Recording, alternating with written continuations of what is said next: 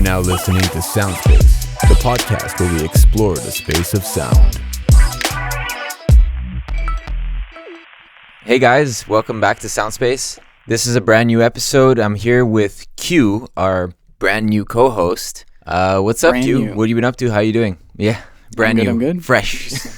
That's right. I'm straight out of the box. I've been good, man. I've been good. I'm excited to dive into today's topic because I have some thoughts, I have some opinions, and we will get into all of those things. Yeah, we like thoughts, we like opinions. We like both of those things. Today's topic is essentially the history of music genres. Would you say that's appropriate? Well, more specifically, like, when do they collide? When do crossovers happen? When do fusions happen? Those little moments in musical history when, let's say, two different cultures come together and something new and wonderful is created. Because those are really like the most interesting moments of music, I would say. Oh yeah, do you agree? Totally. It just brings something new and like outrageous sometimes, you know. But that's what breaks barriers. That's what builds new genres, new subgenres, new ideas, you know? That's what pushes creativity. So when I think about that, the first example that pops into my head, and I know that we're going to talk about R&B and EDM and the millions of, like, the fracturing of genres in that world, but the first thing that pops into my head, because of my background, is when jazz was sort of came into being 100 years ago. Mm-hmm. There was a mixture. This is one of the most interesting cases of a genre being created, because the two worlds that were coming together were the world of academics, like musicians that had gone to university to learn how to play clarinet, like they have a PhD in performing, right? And then they were playing in these groups. The flip side of the coin, like the other group that was coming in, was like very musicians coming from poverty. They're not going to play arpeggios. They're not technically advanced people, right? But they had a lot to say, and they have a certain soul to their performance that comes from a life of hardship. There's more. It creates a sense of community around the music, because that's, to a lot of people, that's like their only relief in life, is just like at the end of a horrible long work day, working for just miserable, like coal mines, like just terrible jobs that still existed 100 years ago. Sure, of course. That was their only respite. So like these two worlds came to get, like the academics playing classical and things like that, and then these blues musicians. And the only spot that they were able to meet in were the brothels that existed at the time. Yeah. Right? Exactly. Those are the only desegregated part of society, because it was already an illegal establishment, so those laws did not affect them. And that's the only time that white and black musicians would come together, and jazz was born out of that. It's such an interesting little sociological phenomenon that happened when this really soulful blues music met musicians who had like really technically advanced knowledge. Mm-hmm. So that's my favorite little historical example of like two genres coming together, because I'm a jazz guy and I was learning piano as a kid. For sure. That's the stuff that really, really interests me. But like, what's the first thing that you think of? Honestly, I was just gonna say something similar. Combo? I was gonna say, the fusion, the transition between blues to rock and roll, and then rock and roll to metal, and so forth. Right. So that's what comes to my mind. And obviously, on the other spectrum, the more electronic spectrum, you get the invention of the Roland 808 drum machine that led to hip hop. And oh man, that's the weirdest case, isn't it? Like, just the unintended explosion of that drum, that sample. Yeah, pack, that was completely unintentional. Sound, those drums, because that machine was such a weird evolution, right? Yeah.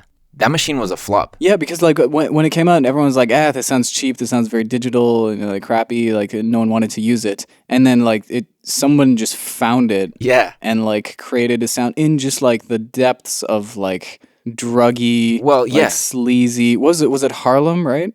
Was that the area where it kind of started out? I actually should probably know this, but what's wild is it must have been Africa Bambaataa. I guess that would be the first time that you were hearing those like really like fast-paced samples with like very clearly low budget sounding productions, but it was just such a new sound that it was like the talk of the town, like New York City scene in like the late 70s, like the early days of hip hop.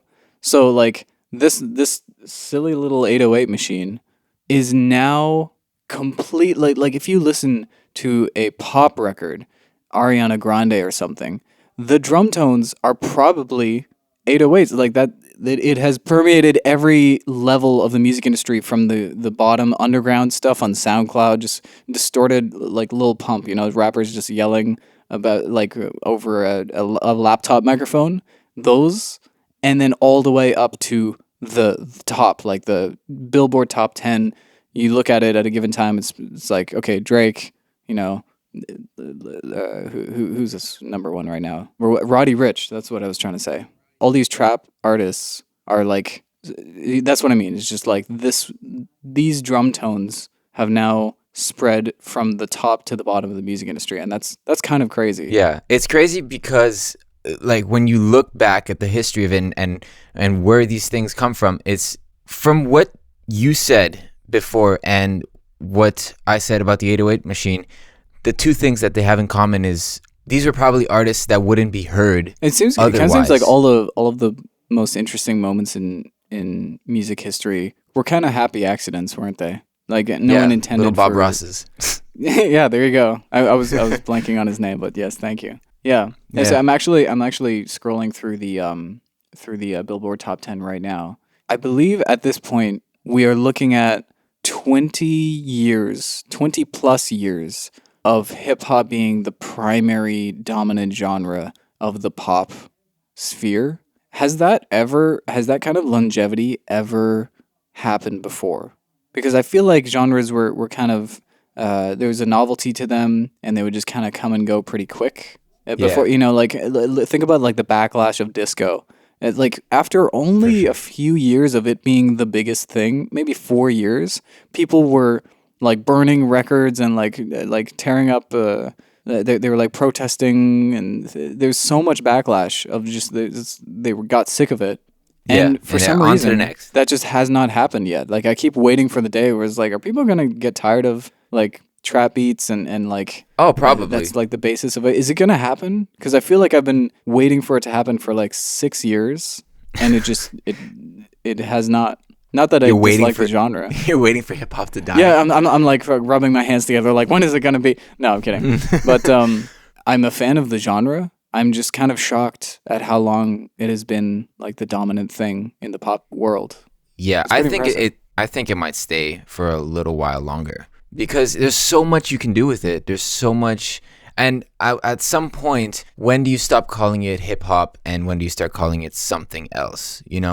It's just not specific enough. It's too anymore. Vague. There's too many subgenres. There's too many fusions. There's too many great ideas throwing around, or bad ideas, But there's just too much going on to really, know when to start labeling it something else. There's definitely a point, like a critical mass in a genre when you go, okay, this is no longer a relevant descriptor anymore. Like if you ask someone what's your favorite type of music and they say, oh, I really like rock. No one really says that because it's like that just doesn't mean anything. Like what specifically? You got to be more specific. Yeah, it's like that encompasses everything from like metal stuff to like poppy rock to like experimental thing. It's just like there's always a follow-up question because it's just so. But that was not the case in the 50s. If you say rock, that's everybody knew what you're talking about. That new thing that's the talk of the town. Yeah, it's a very specific answer. But at the same time, there's one major difference between the 50s and today. What's that? Is that things move so much quicker. Technology has moved so much quicker. We are moving faster, and it's ironic that since we're moving faster technologically, that we're still so infatuated by hip hop. That's stuck around for the longest. Well, I mean, not really, because rock and roll is still around and metal is still around. But I'm just saying for the forefront, the mainstream. Oh, I see what you mean. Yeah, and the surprising bit is that the trend comes towards fads coming and going faster and faster as time goes on. And I assume that's because of technology. Like it used to take 2 years for a sound to make its way around town or through the country because like radio and newspapers travel slower than TikTok and things like that. Absolutely. So things come and go so fast now. People talk about like 15 minutes of fame, etc. But we've seen the reverse effect is that there's surprising longevity to the popularity of hip hop. I would say 25 years now. It has been like the primary thing, the zeitgeist, to use a big fancy word. And I'm not flexing my ability of vocabulary. I just learned what that word means. So say that word. And zeitgeist. What does that mean? It means the mentality of where the culture is at right now. Like what is okay. Yeah, it's kind of a, you know what? Let me Google the proper definition because I feel like I'm not doing it justice right now. It is the defining spirit or mood of a particular period of history as shown by the ideas and beliefs of the time. Oh, look at me. Cue the scholar. I think that's the perfect word to describe what we're talking about right now. That's absolutely the best word to describe. Yeah, the musical zeitgeist. And if you say it and pronounce it correctly, you can feel really smart. So that's pretty cool. Yeah. Anyway, so on to the specifically the topic of today. We're talking about electronic music. The advent of I guess the synthesizer would be in the 1940s, right? Yeah. And the fracturing that has happened over the last 80 years since that event. So what are some of the interesting moments of like crossover, cultural crossover in the electronic world to you? Because we're talking about Kaytranada, which is an artist that you told me off mic. You told me to check out. I just finished listening to Bubba, 2016 album. Very much enjoyed it. I think track 10, what was that called? What You Need, featuring Charlotte Day Wilson, was probably my favorite one. Do you know that one? Yeah, that was great. The bass sits so perfectly in that mix. I was just like I could not keep my foot still, you know? When it's just like music is produced so cleanly that it just like scratches an itch in your brain. It's really cool stuff. And I guess I would call that an R&B mixture, house R&B with like some really, really, really old school funk samples that they would use in the early days of hip hop. And I have a theory about that album.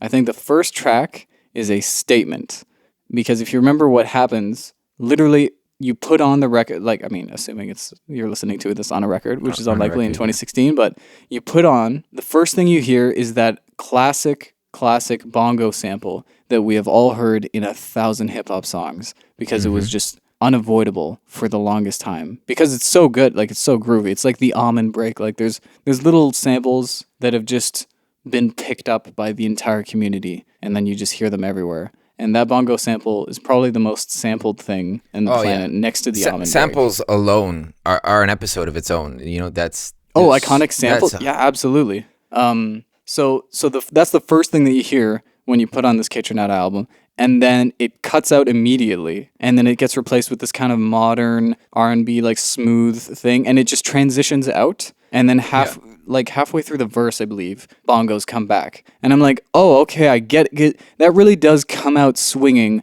with the concept of the album. It's like, here's what we're gonna do. We're gonna take some old stuff and we're gonna bring it into the modern. All these things that kids these days might not even be familiar with because that's a previous generation of hip-hop music. He's like, we're going to take that stuff, we're going to breathe new life into it in this kind of like funky R&B, like new wave of it, new like iteration of it. Like if The Weeknd was making an album that was a kind of like a 70s retro thing, you know what I'm saying? Well, yeah, I mean, so like I think he exclusively used vintage equipment, vintage synths. Is that right? To create his album. I can't. I think it's After Hours. I'm talking about The Weeknd now. Oh, the Weeknd. Sorry, I thought we were on Kaytranada. Yes. That would make sense. Yeah. Like I was recognizing very, very specific sounds on that album from like Take On Me, very like familiar classic sounds. 80s pop songs like that. When those synths were just like, I guess you could call the 80s like a golden era of synths being used in that way. Before there was a bit of a there was a bit of a return to acoustic instruments, like a Luddite approach to production in the 90s. Well, You know what I mean? analog. Analog. Thank you. I Anything. was like fumbling for that word for some reason. All good. Yeah, the analog distortion, the classic, I don't know, the Juno, or the... I was playing a real Juno the other day. Oh, really? It's pretty fun. Do you find that you prefer like a physical synthesizer over like to what degree do you value that? Because I think 90% of the producers that I talk to have fully moved on to plugins. I think most people are of the opinion that you can't really mimic a guitar, you can't really mimic obviously the human voice. So these certain things are kept real, but when it comes to pianos, strings, and especially synthesizers, where it's just an oscillator, does it make a difference whether the digital component is in a piece of physical hardware or it's just a plugin that you download? So creatively, no. Creatively, probably plugins are better. They are, but but using analog or physical keyboard, physical machine somehow makes you come up with better idea. I mean, at least for me, come up with more creative thoughts, more creative sounds that you wouldn't perhaps think of when you're using a plugin. Because when you're in the box, when you're using a plugin, when you're using a VST, what you can do on it is endless. But when you're restricted to just this machine, there's a lot you can do, but I feel like it makes you focus more on the music and less on the timbre of each note, for example. Yeah, I see what you mean. Like this kind of connects to what we were talking about in the other episode that we did with Jaian. A little bit. We're talking about like how limitations can inspire a little bit better than if that's you just actually what I was thinking about blank slate when I was giving you this answer. Like make something good, and it's like.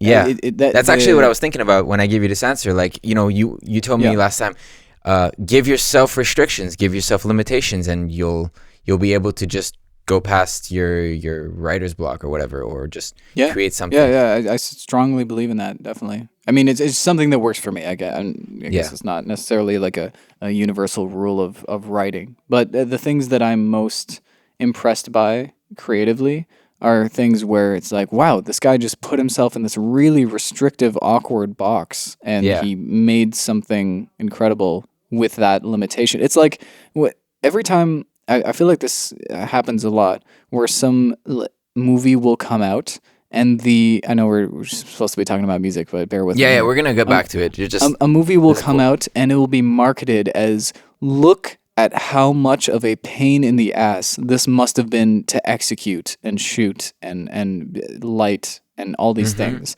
Like The Revenant, everyone talks about like how mind-blowing that movie was. And I remember, maybe not part of the trailer, but a big part of the marketing was like, only natural light. We only use the sun to light this entire movie, which is so difficult. They're shooting it in the cold. There's like, film does not respond well to those kind of conditions. Everything's wet, and then they just have these long uncut sequences that were just like probably a nightmare to orchestrate.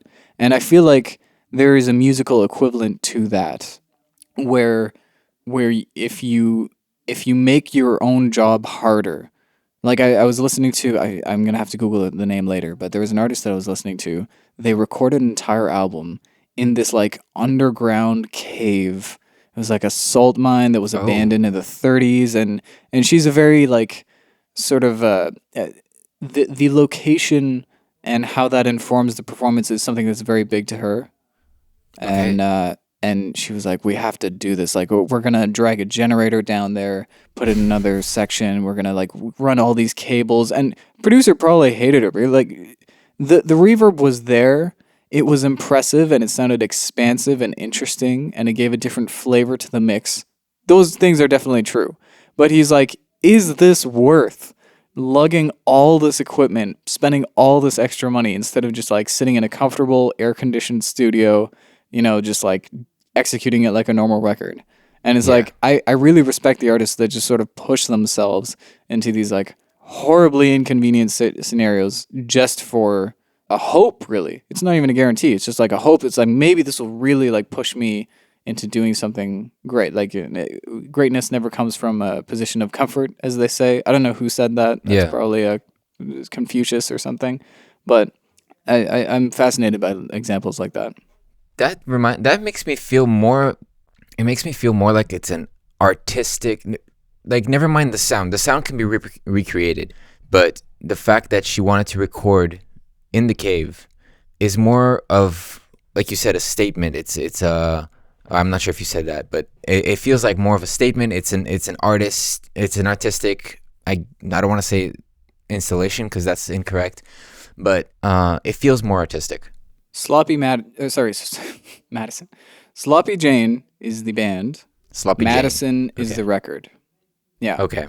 The album features a 21-piece orchestra recorded 200 feet below the earth in Lost World Caverns. West Virginia is where those caverns are, which I think that's like a part of the United States that has a bunch of really like elaborate cave structures, and it's a bit of like a tourist spot. Yeah. I don't know how she probably had to rent the cave. How wild is that? That's wild. He's that's like, okay, you need to keep out all the tourists for the 3 weeks that we need to finish this entire album. Like you really got to practice beforehand. You can't be messing up takes when the stakes are that high. Like, imagine trying to turn a profit on this thing, explaining to the label, be like, okay, so here's the gimmick, and they're like, excuse me, you're expecting to make money off of this, and it's just they did it. You got to respect. But it's a performance. I think that's really cool, and it sparked conversation for sure. Yeah. I mean, we're talking about it.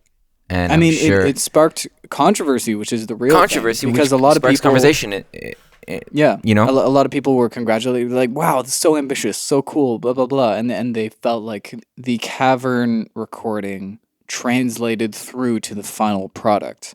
And then there were other people that kind of, I guess, naysayers who, I mean, that's a totally valid opinion. They were like, "This is just like artistic, like masturbatory nonsense. This is just like this ego silliness of like, look at me, I'm so like I'm so artsy and fancy. I went to a cave to record this thing." When the claim, like, I've heard people say this is like, no one would be paying attention to these songs. They're not that different. It's just the gimmick it's like lacks substance, and that's now a discussion that people are having. And as we all know about controversy, that is the best form of free marketing. Soundspace is proudly sponsored by Laser Audio Technologies. Use code SOUNDSPACE for 30% off any purchase. Transform your sound with Glow, a mass granulator, or with the modern degradation of codec by visiting laser.io today.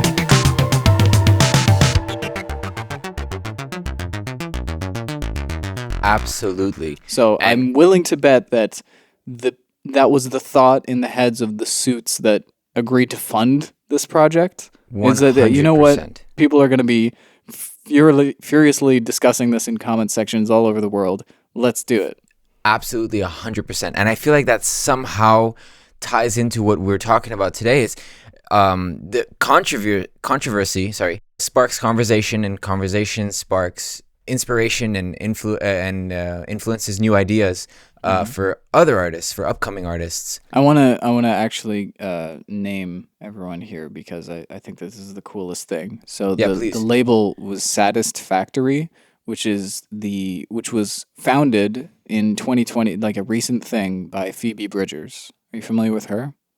She kind of popped off in like 2019. She's like a folk pop sort of singer. Phoebe Bridgers. Okay. Really, like she makes really wonderful music. I like her a lot, especially that Punisher album. But anyway, we're getting sidetracked. What were we originally talking about? How did we get talking about cave structures in Virginia? Yes, we're going way back. So going back. So speaking of Kaytranada, you said you listened to Tora I Moi. What are your thoughts on this? Because I've been a fan for a while, so I'm excited to hear what you thought. Oh my God! Like, it gives me. It's got that funk, it's got that soul, it's got that, like, not so much R&B, maybe a little, but it's just, it feels like a new disco-ish. Would you disagree?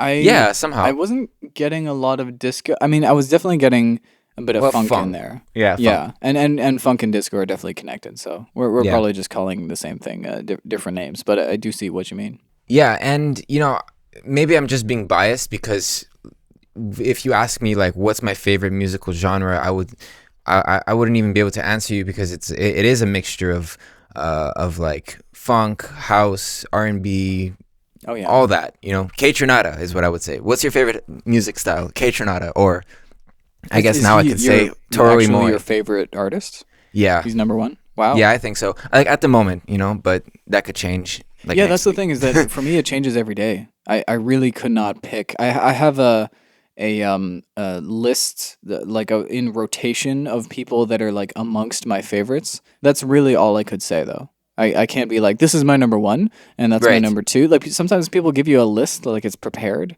Yeah. And like I don't know how you have settled on one thing. I mean, you can't. I listen to a lot of music, so I understand my tastes are kind of going to be more in constant flux than a casual listener or a casual music fan. Definitely. But I really am all over the place. Same. Like my music playlist is just some Frankenstein mashup of like metal and punk and hip hop and house music and tech house and all that. Yeah.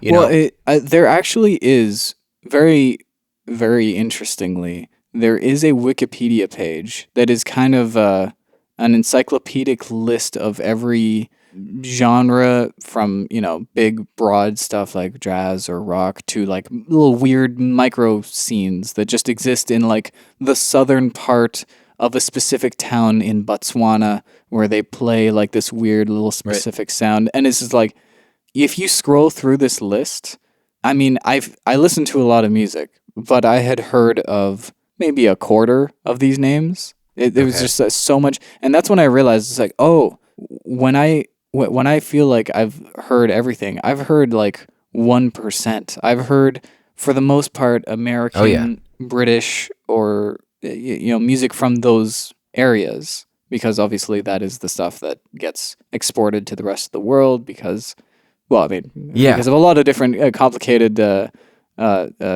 social and political reasons, but that's a different conversation.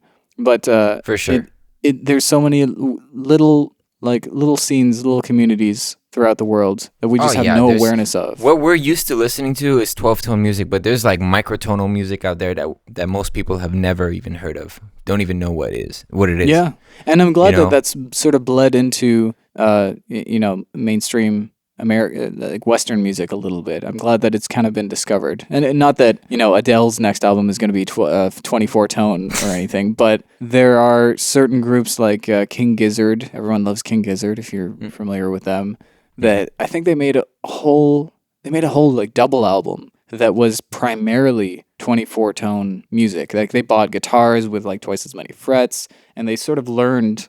Obviously, that is not their background, but they just sort of got into it. Like something about the sound fascinated them, and then they found a new avenue to write through that. And I cannot imagine. It's almost like starting from scratch. It's like learning how to write a song from scratch again because it's such a different headspace to just use a scale that you've never heard in your life. All these conventions that you double sort of the amount as of a chords. Crutch. Yeah. No, more than double. More exponentially. Than double. Yeah, I think it would be actually a silly squared statement.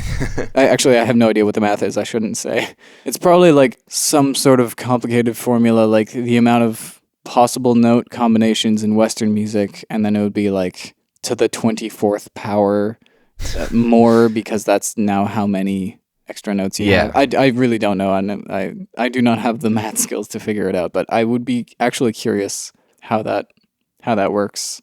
If you know any math majors, because I certainly do not. Shout out to all the math majors. Shout out to the math majors. What did you say that it was the Beatles that kind of got the ball rolling on Eastern sounds, sort of bleeding into the palate of listeners in England and America? Because that was really I can't think of an earlier example of someone just blatantly going to another country and hearing a bunch of stuff and be like, "Whoa, this is a neat." The like instrument, and then they just bring it back with them, start doodling on it in the studio. And now, like, it's funny enough listening back to those Beatles records where they had just gone to India and taken a sitar lesson or two. It is very. It sounds. I don't want to say that it's aged badly because the Beatles are amazing songwriters and have many incredible albums under their belt, but it hits the ear very differently today than it probably did in 1966. Right. I think I'm getting that year correct. Because at the time, I would imagine that the sound that they were dabbling in was so foreign and so utterly just alien to everyone that there's a mysticism to it.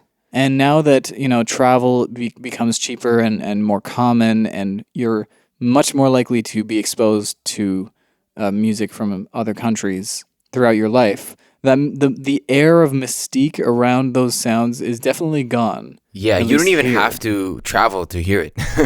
Yeah, exactly. Open at 2 Google, clicks, you YouTube, can hear all of these Spotify. sounds. It's not this exotic, exciting thing that it once was. So I'm not saying that those songs are bad, but I definitely am sort of, when I hear them, I try to put myself in them. It's like, what would this have been like? Because right now it sounds a little bit silly and a little bit like they clearly don't know what they're doing. Like a master, virtuoso sitar player would hear John Lennon plonking around on this thing and go, "Oh God, what are you doing?" You know what I mean? That's kind of the first thing that pops into my head. Yeah. As much as I do, But it that introduces music. it. Yeah, and it was a big hit. I believe people loved it. Yeah. I believe it was a bit I don't think they've ever had an album that was a flop or that was not very successful. I think that there's a hump in the music business when it comes to convincing a record label to you're trying to get past the suits and you're trying to get some creative, risky stuff out there. And what you're probably told is, no, go with something safe. You get a lot of notes. You get a lot of guys coming into your session and saying like, hey, let's go for this other sound and sort of interfering with the creative process. And that happens in the middle. Because when you're just starting out, there's no stakes. There's no record contracts. You're just some guy in your bedroom making music. So you can do whatever you want. You have freedom. And then when the money starts coming in, you're a mid-tier artist. That's when interference starts to happen. My point is there's a space at the top of the mountain when you're so successful that no record executive would assume to tell you what to do to make your stuff more marketable. And I think that there's a few groups like the Beatles or Led Zeppelin or even Michael Jackson to a certain degree that pushed past that threshold. And then Queen. After a while, producers and executive producers especially, just stopped trying to tell them what to do. It's like, you know what? Whatever they're doing is everything they touch is gold like King Midas. We just need to stop interfering with them because they have something that we don't understand, but the public is infatuated with. So the Beatles got away with doing some really, really weird stuff on some very, very mainstream records, which is I think why they got away with going to another country, borrowing some sounds. You gotta take risks because otherwise everything is literally gonna start sounding the same. If you don't take risks and experiment with new sounds, with new techniques, Were you about to say Queen? I did. Yeah. Yeah. I wanted. That's an even better example than the Beatles, to be honest. They got so strange. And as a Queen absolute maniac for Queen that I wasn't, at least in high school, and still to this day, I had a blind spot back then. Even their bad material, I would defend. Now, as a more mature adult, I can acknowledge that they have some weaker songs and some stronger songs, but they're still one of my all-time favorites. And they've done so much strange stuff. Yeah. And the go-to example is Bohemian Rhapsody. Bohemian Rhapsody says, look at that song. The fusion of, opera, blues, rock and roll. There's rock, there's some ballad, there's some opera, there's some prog, there's a bit of everything in there. And that is the go-to example that people say, look how experimental yet successful this thing was, how rare. In one song. It definitely is. Yeah. But there's some deep cuts. Bonkers.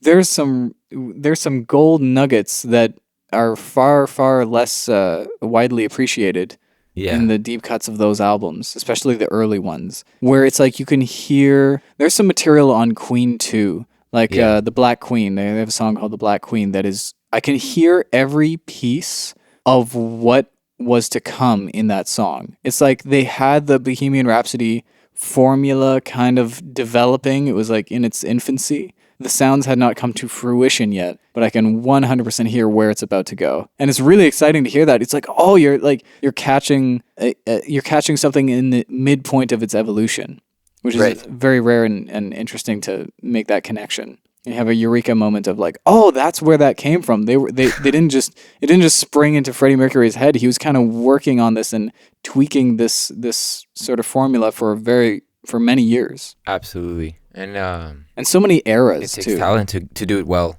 Queen has at like 3 or 4 different eras to their career. Not even that many albums, just a dozen or so albums. But they had like a rock phase at the beginning where they definitely sounded very Beatles, very Zeppelin. You can hear exactly who their influences are. And then they kind of grew into their own. And that was like the Bohemian Rhapsody phase, like 75. Yeah. And then they had like this album that Jazz, like the name of the album was Jazz, kind of all over the place in terms of genre. They're just trying anything.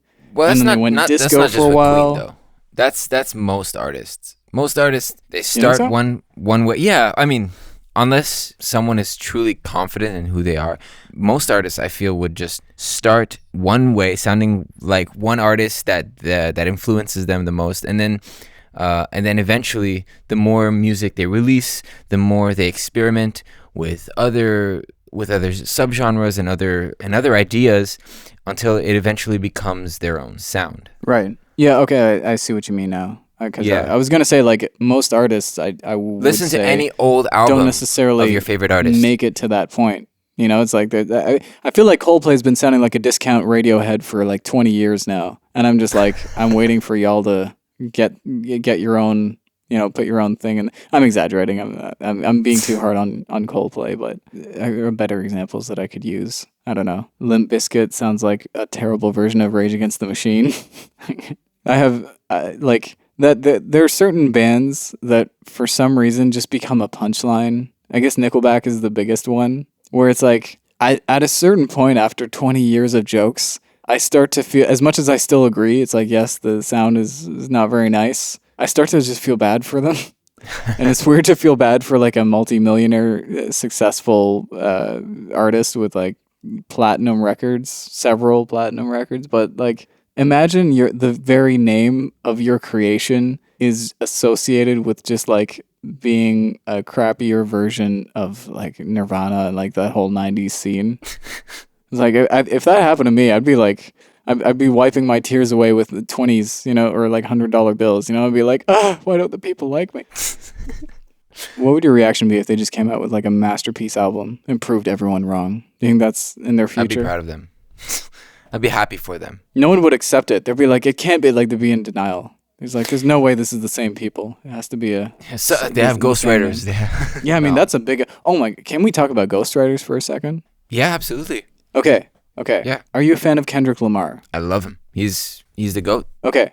I was listening to Pimp a Butterfly the other day, and he kind of takes a shot at ghostwriters. Okay. And he says, but a rapper with a ghostwriter, what the fuck happened? And then later has the line about like, but most of y'all share bars, like you got the bottom bunk in a 2-man cell, which is a line that I love. Okay, so he's taking shots at ghostwriters, right? Yeah. Do you think that those lines are referring to the Dr. Dre controversy, who I might add is literally the executive producer and main funding guy of the To Pimp a Butterfly album?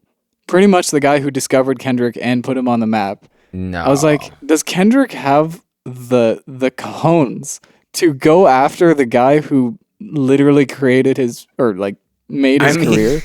I wouldn't He's featured put it on the past album. him, but that's bold. Isn't it? And I don't know That's if it's bold as intentional. hell. Is that just like a sort of inside joke between them? I really did not know.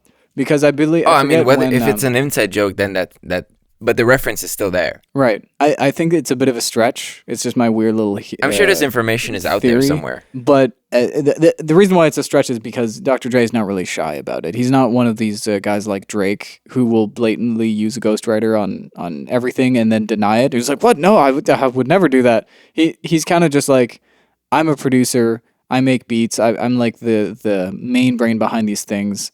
Writing is a collaborative process for me. Sometimes people write bars that I end up performing. Like he's kind of blatant about it. Yeah. Which is why it makes it hard to criticize him for it, really, because he just kind of owns it.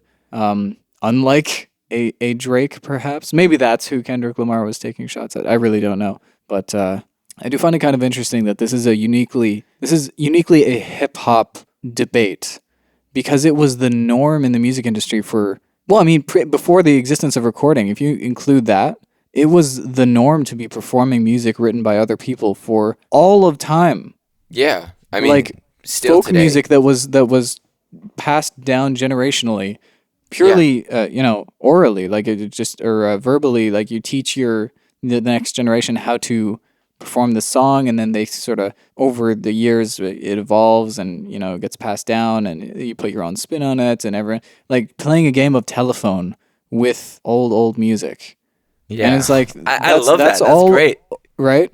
That's all okay, but then if one rapper borrows a couple lines, sounds vaguely similar in their flow to somebody else, or God forbid uses a ghostwriter, it is the topic of the day, and I don't really know why. I know there's a focus on, and just in general in hip hop, there's a focus on realness. Like you have to be 100% authentic. There's no room for putting on an act or like being fake in any way. It's just a big part of the culture. I guess it's just that. Like it's the only reason I can think of. Yeah. Why it's such a fixation. It's funny why there's a stigma to ghostwriting, to be honest. I mean, I get it, but we all know it happens. We all know artists that do it. There are artists that I love that do it. One example I could think of is probably Monster by Rihanna and Eminem. Did Eminem not write his verses? No. Well, I think the hook was written by BB Rexa. BB Rexa? Yeah. She wrote the hook to Monster. I'm not very familiar with BB Rexa. I've definitely heard the name. No, not many people are, but she is guaranteed she wrote many songs that most people know. Okay. I feel like there are a lot of artists out there that made their way into the industry as a writer. Like they were just like sort of, not even ghostwriter, but like in the pop world, they don't even say ghostwriter. It's just assumed that there's like 14 writers credited on one song. Yeah. And no matter how like simple the lyrics are, there's just a shocking giant crowd of people that all had to write this together. Let's get back into let's talk about music. What is a musical thing? What's on your mind, sir? What's on my mind? I'm thinking about drum and bass, dubstep. Those two things. What do you know of that? Of those things? I enjoy dubstep. I did in like 2012. And I think that's, I'm not like a true original dubstep fan where I was like cool enough to be, I liked it before Skrillex popped off and all pop stars started putting dubstep in the bridge of their songs.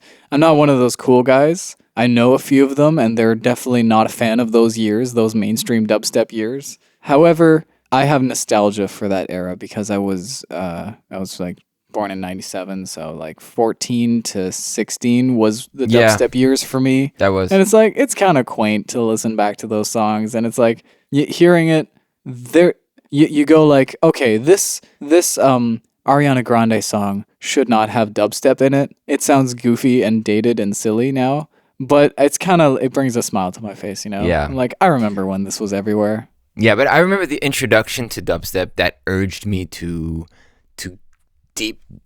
do like a deep dive of like the origin, the UK dubstep, the purest dubstep. I can't think of any artists. Were you listening? Like, I don't know enough back to the days of like two-step and dub music. Oh yeah, before they were kind of thrown together. Yeah, in this. And like I said, I don't know enough about dubstep to really talk about it, but definitely the OG dubstep.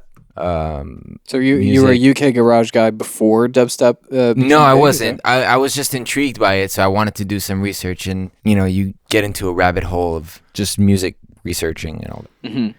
Yeah, but, I definitely should do a more thorough exploration, because I really, something that I really love to do is kind of pull at the thread of a sound that I enjoy and be like, where did this sound come from? Like if I enjoy dubstep, it's like, okay, well, I haven't really heard much two-step, like some UK garage. What is the origin of it? And then you can find yourself like listening to reggae. And you're like, oh, these are where these rhythms came from. And then they kind of added you just go way far back into the history. I love doing these kind of chronological deep dives of like how a sound evolved into existence. Yeah, and it evolves into like dubstep evolved into like... I like how you said devolved, like a little Freudian slip there. It definitely did devolve. It definitely got worse.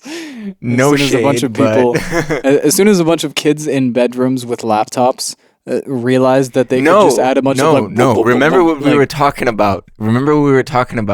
These kids in the bedroom making these like on like a low budget is what creates new genres. It's what creates future genres. It's what creates new art.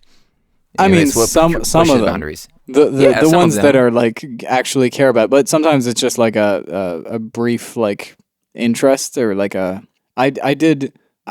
think I did like pottery for a summer. It's like I'm not a potter, like it's not who I am at all, but it's like technically I've done it. And I think that producing music cheaply on a laptop is that to a lot of people. Like it's just like a quick interest that just comes and goes. And there's nothing wrong with that at all. But it does result in a bit of an oversaturation in whatever genre is quickest and easiest and most popular. And a lot of these things end up on SoundCloud. You have to kind of root through a lot of like disposable, samey sounding stuff to find something like really different and unique. But it's always been that way. We should probably conclude. We're wrapping up. Yeah, we should probably wrap up. Q, why don't you tell people where they can Google you or find you or any of that? Sure. I mean, I think the main music thing that I do is Instagram. I post there a lot, and it's just my first name and my last name, Quddus Gordon, QUDDUSGORDON. And nice. That's right. There's no other Quddus Gordons on Instagram. It's just me. Okay, cool. That's good. So you can find me on Instagram as well. It's akaci.audio. That's ACACI.audio. And on my website, akaci-audio.com. All right, well, thank you everyone for listening. This has been another episode of Soundspace. This has been a conversational episode with me and Q. And before we sign out, don't forget to give GoPro Kyo a follow on Twitter. He makes all of the artwork for our channel, so thank you, Kyo. You can find us on Instagram, Twitter, Facebook, subscribe to our YouTube channel. Everything will be linked in the description. This has been another episode of Soundspace. Cheers.